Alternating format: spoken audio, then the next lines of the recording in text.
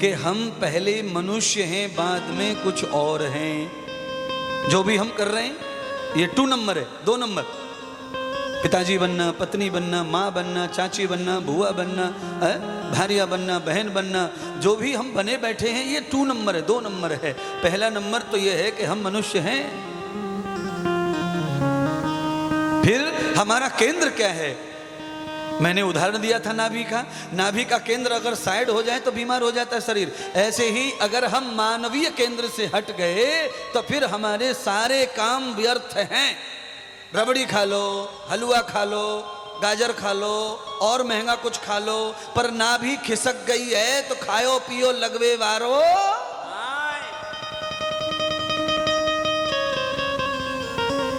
मानवता खिसक गई तो फिर कुछ भी लगने वाला हमारा।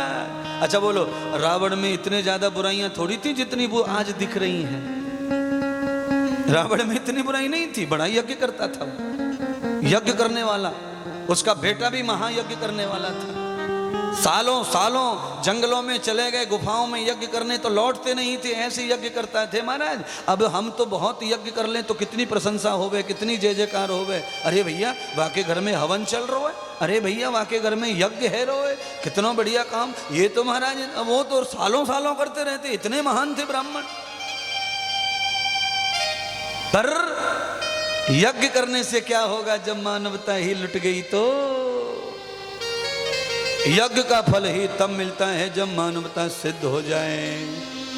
इसीलिए कर्म कुछ भी करिए पर पहले मानवता को साथ रखिए। मानवता के साथ में आप जो भी व्यवसाय करते हैं वो निरंतर उत्त होता रहेगा, ऊपर ऊपर को बढ़ता जाएगा।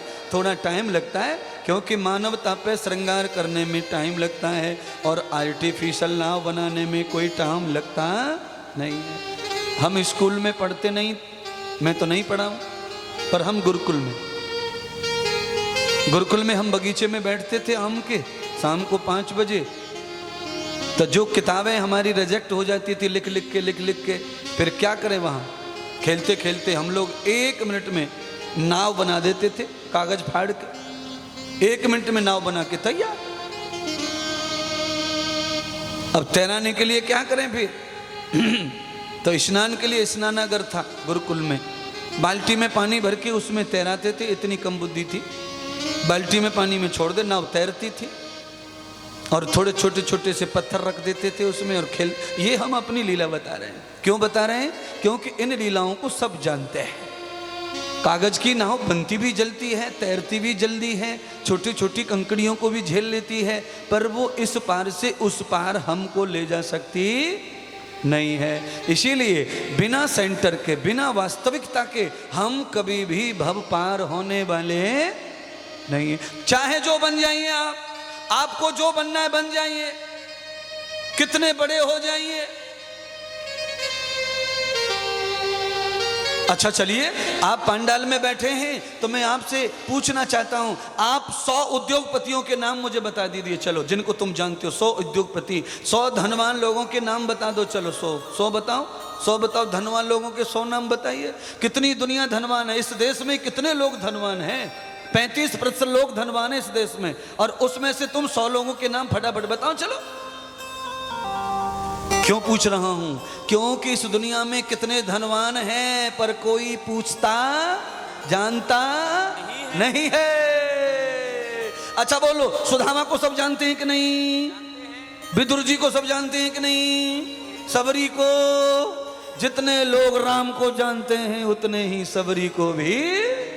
हाँ, कहाँ गए अरबपति, कहाँ गए करोड़पति, कहाँ गए फैक्ट्रियों के मालिक? बताओ कहाँ है, कौन है, किस कोने में बैठा है? मानवता पूजी जाती है, मानव की पूजा कौन करे? फूलों की गिनती है अगणित पर खुशबू पूजी जाती है। करोड़ों अरबों प्रकार के फूल खिलते हैं जंगल में, पर मोगरा और गुलाब की जो जय जयकार है ग्वाली बिहारी जी पे, वो फिर नीम और संतरा के फूलों की जय जयकार होने वाली